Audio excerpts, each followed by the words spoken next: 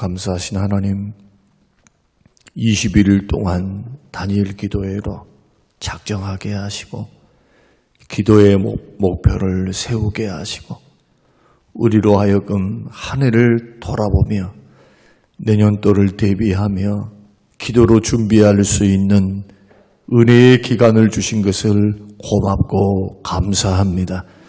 우리의 영혼이 말씀과 기도와 간증을 통해서 새로워지도록 축복하시고 은혜로 힘을 얻을 수 있도록 하나님 역사하여 주시옵소서. 기도응답의 간증이 되게 하시며 하나님을 더욱 가까이 뵙고 나아갈 수 있는 하나님께 나아가는 복된 시간, 은혜의 시간이 되게 하옵소서. 이 새벽에도 하나님 은혜를 베푸시고 주시는 귀한 말씀이 마음에 새겨지고 여기에 양식이 되기를 예수님 이름으로 기도합니다. 아멘. 아멘. 오늘 주실 하나님의 말씀 잠언 6장 말씀입니다. 잠언 6장 6절에서 11절 말씀. 잠언 6장 6절에서 11절. 게으른 자여 개미에게 가서 그가 하는 것을 보고 지혜를 얻으라. 개미는 두령도 없고 감독자도 없고 통치자도 없으되 먹을 것을 여름 동안에 예비하며 추수 때에 양식을 모으느니라. 게으른 자여 내가 어느 때까지 누워 있겠느냐? 내가 어느 때에 잠이 깨어 있겠느냐? 좀 더 자자, 좀 더 졸자, 손을 모으고 좀 더 누워있자 하면 내 빈궁이 강도같이 오며 내 곰핍이 군사같이 이르리라. 아멘. 아멘. 저는 오늘 본문의 말씀을 통해서 신앙과 생활에 적은 게으름이다 라고 하는 제목으로 함께 말씀을 나누겠습니다. 옛날에 어떤 새가 살았는데 그 새의 별명이 날만새면이라는 별명을 가지고 있는 새였습니다. 이 새는 따뜻한 낮에 마음껏 놀다가 밤이 되면 추워서 후회하는 스타일의 새였습니다. 새끼 새들이 아비 새를 원망했습니다. 아버지, 우리들도 남들처럼 낮에 집을 지었다가 밤이면 편안하게 지냈으면 좋겠어요. 오냐, 내가 잘못했다. 날만 새면 집을 지으마. 이렇게 약속을 했습니다. 이렇게 추워서 오들오들 떠는 자식들 그리고 자신 이렇게 고통을 받으면서도 정작 날만 새면 그 각오를 다 잊어버립니다. 하룻밤을 어떻게 내가 우리들이 추위를 지냈는데 이까짓 거야. 다음에 하지 뭐 하면서 이렇게 지나갔습니다. 그러니까 이 아비새는 우선 편하고 즐겁고 재미있게 멋지게 지내야 한다. 이런 생각을 가지고 하루하루 그렇게 보냈습니다. 초조 아들 새가 아버지에게 또 말합니다. 아버지, 벌써 오후가 됐습니다. 집을 지어야죠. 그러자 아비새가 말합니다. 괜찮다. 해질녘에 지어도 늦지 않다. 정작 해질녘이 딱 되자 오늘 저녁은 어떻게 지내고 내일이 새면 내일 날이 새면 다시 또 집을 짓자라고 오늘 견디자고 말을 합니다. 밤이 되었습니다. 굉장히 추웠습니다. 오들오들 온 가족이 다 뜹니다. 날만 새면 지어야 되겠다. 날만 새면은 지어야지. 날만 새면 지어야지. 다시 맹세합니다. 그러나 날만 새면 마음이 바뀌어요. 따뜻한 해가 뜨게 되면 그 고통스러웠던 것을 다 잊어버리고 놀 연구를 합니다. 그러다가 갑자기 강추위가 닥쳤습니다. 그 밤에 이 새들 가족은 모두 꽁꽁 얼어서 죽었다고 합니다. 그래서 지금은 그 세대를 볼 수가 없다. 무슨 우스갯소리겠지만은 우리가 곰곰이 생각해 보면 좋은 한 가지 교훈을 얻게 됩니다. 혹 우리 중에, 우리 성도님들 중에 날만 세면 하겠다, 내일 하겠다, 혹시 그런 분이 계십니까? CCC 총재였던 김준건 목사님께서 마귀 중에서 그 칼럼에 보면은 내일 마귀라고 하는 그런 칼럼이 있습니다. 마귀는 내일 하라 하고 성령님께서는 오늘 하라고 한다. 기도 내일 해. 성경 읽는 것 내일 해. 봉사하는 거 내일 해. 교회 다니는 거, 야, 돈 벌고 조금 생활에 여유가 있으면 해. 고3 수험생들에게도 대학만 합격하면 그때부터 신앙생활해. 이런 식이죠. 곰곰이 생각해 볼 일입니다. 미루는 거, 이거 습관이 돼요. 게으름, 습관이 됩니다. 습관이 되면 어떻게 되느냐? 그 게으름이 자기 자신의 삶을 지배해버립니다. 게으름이. 통제를 할 수가 없어요. 성경은 게으른 신앙과 게으른 생활은 결국 게으름의 지배를 당하고 그리고 게으름이 이끈 대로 살아가게 된다. 혹시 우리 성향 가운데 내일 미루는 그런 성향이 있다면 조금 생각해 볼 필요가 있습니다. 여러분, 무슨 일이 주어졌으면 중요한 우선순위를 딱 정해놓고 그 일부터 하셔야 돼요. 내일 하지, 이따가 하지, 그리고 잊어버리고 그리고 하지 않고 실렁실렁 넘어가 버려요. 그러면 그래서 이미 게으름이 이끄는 대로 나의 삶은 만들어졌다고 생각하셔야 돼요. 부지런한 사람은 그렇지 않습니다. 부지런한 사람들은 일도 하지만 그 일이 주어졌을 때 어떻게 그것을 이룰 것인가에 대해서 미리 계산을 합니다. 생각을 합니다. 목표를 세웁니다. 목표를 세우니까 열정이 있어요. 열정. 그리고 이 일에 대한 당위성이 있기 때문에 우선순위를 정할 수가 있습니다. 그러나 게으른 사람의 특징이 뭐냐 하면 10절 말씀 보면은 좀 더 자자, 좀 더 졸자, 손을 모으고 좀 더 누워있자 하면 날이 밝은 지 이미 오래되었다. 자, 좀 더 자자, 좀 더 졸자, 좀 더 누워있자. 뭐 합니까? 이따 하지. 이따 해. 조금 이따 해. 자꾸 미루는 것입니다. 그러니까 게으른 사람의 근본적인 특징, 오늘 본문 10절 말씀 보니까 자기의 욕구를 따라 자꾸 움직인다는 것을 알 수가 있습니다. 자고 싶으면 자고, 먹고 싶으면 먹고, 놀고 싶으면 놀고, 자꾸 자기 욕구가 우선이 되는 거예요. 그 해야 할 일, 사업가면 사업가로서 해야 할 일이 있잖아요. 직장인이면 직장인으로서 먼저 해야 할 일이 있어요. 자기 위치에서 할 일, 가정주부로서의 할 일. 남편 올 때가 다 됐는데 설거지를 막 쌓아놔. 설거지를 쌓아놓고 그 직전에 하면 되지 하고 TV를 보고 무슨 먹으러 가고 어떤 사람은 심지어 봉사도 가고 교회 활동도 하고 그러다가 덜컥 한 번이고 두 번이고 남편이 돌아왔는데 집안이 청소가 되어 있지 않고 설거지가 되어 있지 않는 모습을 보면 어떻게 생각하겠습니까? 그래서 대뜸 나오는 말이 뭐냐면은 니는 뭐하고 있냐 그렇게 말이 나오죠. 하루 종일 뭐하고 있냐. 그 눈에 보이는 것을 가지고 평가가 되는 것입니다. 그러니 자꾸 미루는 버릇을 하면 그 안 고쳐져요. 또 하나 예를 들어보면 늦는 것도 마찬가지예요. 늦는 사람이 늦어요.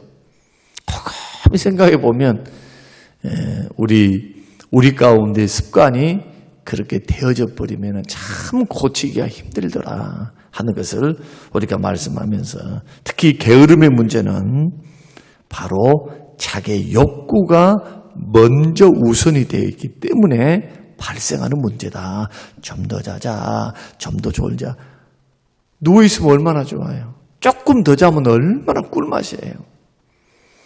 그래서 삶에 뭐가 되지 않느냐. 자기 삶을 자기가 통제를 못하고 무질서해져요.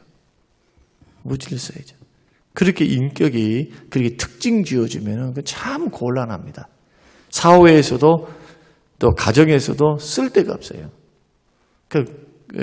상대방으로 하여금 주변 사람으로 하여금 신뢰를 줄 수가 없어요. 신뢰. 두 번째는 열정이 없습니다. 왜 좀 더 자자, 좀 더 졸자, 좀 더 누워있자 하겠습니까? 목표가 없으니까 그래요. 내가 지금 이루어야 할 어떤 목표, 어떤 계획, 어떤 내용들이 있어야 열정이 생기는 거예요. 그러나 욕구를 따라서 자기가 하고 싶은 대로 하는 성향이 더 강하기 때문에 자꾸 게으릅니다. 열정이 없어요. 열정이 있는 사람은요, 빠딱빠딱거려요. 생각이 벌써 막 돌아가요. 내가 주의 몸된 교회를 위해서 일을 할 때도 마찬가지. 우리 교회 안에서 열정적으로 일하는 사람들의 그 특징을 보십시오. 부지런해요, 부지런해. 동해 번쩍, 서해 번쩍 하면서, 그리고 목표를 향해서 딱 세웠으면 그 목표를 이루기 위해서 얼마나 열정적으로 시간을 들이고 몸을 들이고 물질을 들이면서 일하는지 모릅니다. 그래서 목표를 반드시 세우셔야 돼요. 그래서 오늘 본문에서도 개미하고 비교를 하죠. 개미는 목표가 있어요. 겨울이면 활동을 못해요. 겨울이면은 굶을 수밖에 없다는 것을 너무나 잘 압니다.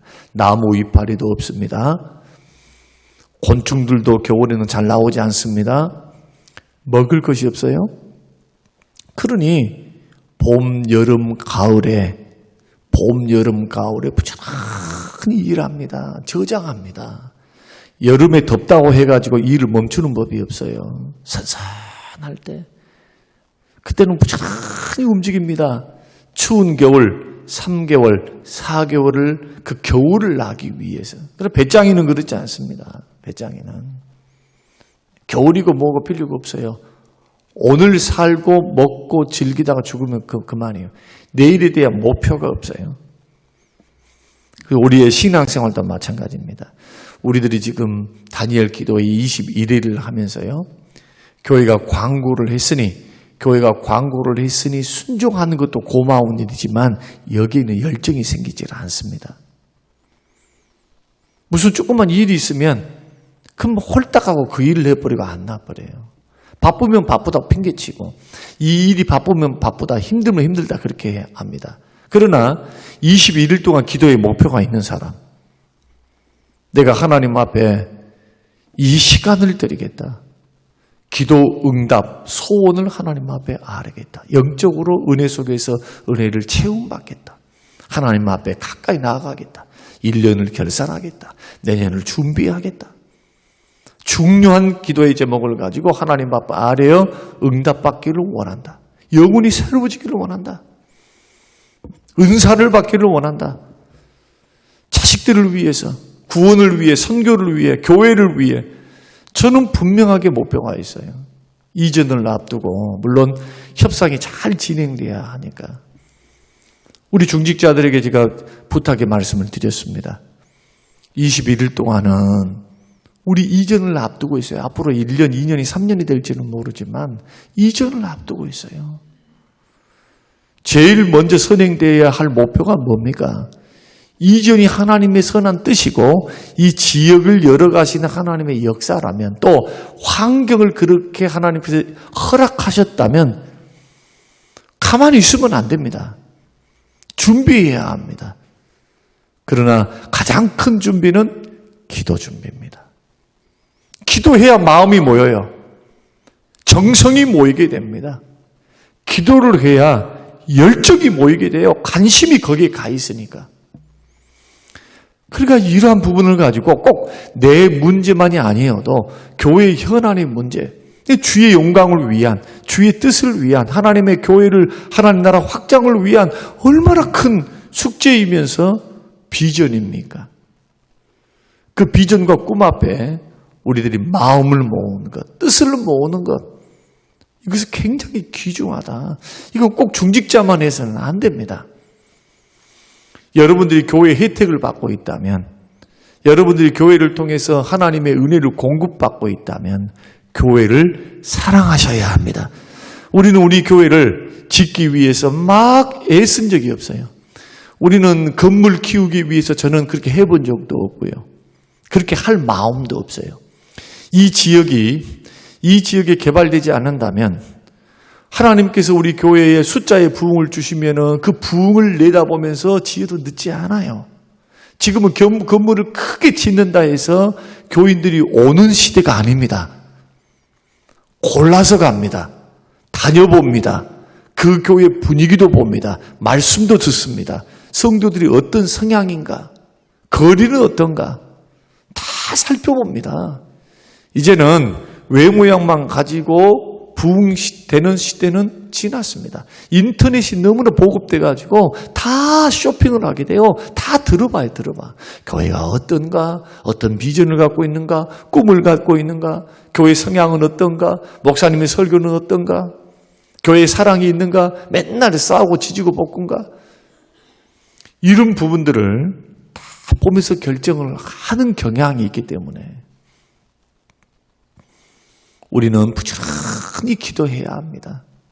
지어져야 하고요. 그리고 우리를 위해서만이 아니라 우리의 자식들, 여러분의 자식들, 여러분의 자녀들이 대를 이어서 이 성림교회의 일원이 되어서 하나님의 교회를 받들고 열방과 민족에게 복음을 증거하고 지역사회를 구제하고 섬기고 영향력 있게 주의 나라를 확장시키며 섬겨가기 위해서라도 여러분 하나님이 주신 기회를 붙잡으시기를 주의 이름으로 축원합니다. 그러기 위해서는 기도를 해야 돼요. 게으른 사람은 결과가 어떻게 되는가? 11절 내 빈궁이 강도같이 오며 내 곰핍이 군사같이 이르리라. 게으른 사람은 당장은 아니어도 자기가 예상하지 못한 순간에 강도같이 순식간에 다가오는 가난을 만나게 됩니다. 여러분 돈을 모으는 것도요. 종잣돈 5천만 원에서 1억을 딱 모으게 되면요. 그 정도 모으게 되면 이제부터는 돈이 돈을 낳습니다. 투자를 할 수가 있습니다. 투자. 건전한 투자를, 주식 투자도 있겠지만은, 그러나 채권 투자, 이것은 안전한 자산이 됩니다. 은행보다도 7%에서 10%, 많게는 10%, 이렇게 건전한 나라의, 국가의 어떤 미국이나 하여튼 이러한 펀드를 통해서 손해보지 않고 다 돌려받을, 원금을 다 돌려받을 수 있으면서도 수익을 낼 수 있는 은행이자보다 더 좋은 이자들이 있습니다. 그러면 계속 이자가 붙어요. 그 수익이 돈이 됩니다. 시간이 지나가면. 그러다가 1억 5천 되고 2억이 되고 3억이 되면요. 돈이 돈을 낳아요. 그러니까 게으른 사람들은 그 종잣돈을 만들지를 못하고 활용을 못하니까 어떻게 할까요? 오늘 쓰고 내일이 없는 것처럼 살죠. 그러니까 돈을 모을 수가 없는 거예요. 가난을 면치를 못하는 겁니다. 우리는 이러한 돈의 원리도 곰곰이 우리가 추적해 보면요. 다른 것 아닙니다. 어느 수준까지는요. 아껴야 돼요. 최선을 다해서 모아야 됩니다. 이렇게 해서 부지런히 일도 해야 되고, 그런데 내일이 없다, 오늘 있다는 식으로 그렇게 인생을 살아간다면 어떻게 집을 마련하고, 하다못해 집 한 칸이라도 자기가 있어야 돼요. 그러지 않으면 새끼 밥 먹고 사는 것이 너무 고달파. 셋집을 전전하는 거.